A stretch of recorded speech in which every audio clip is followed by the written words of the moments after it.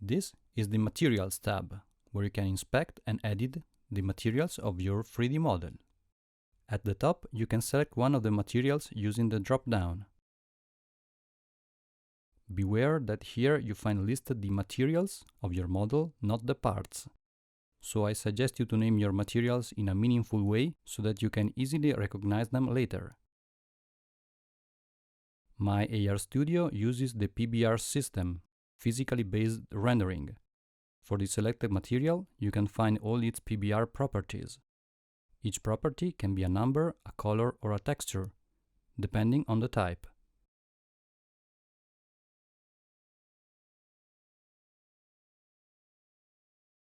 If your material is transparent, I recommend to set Alpha Blend Mode to blend, and as alpha, a number between 0 and 1.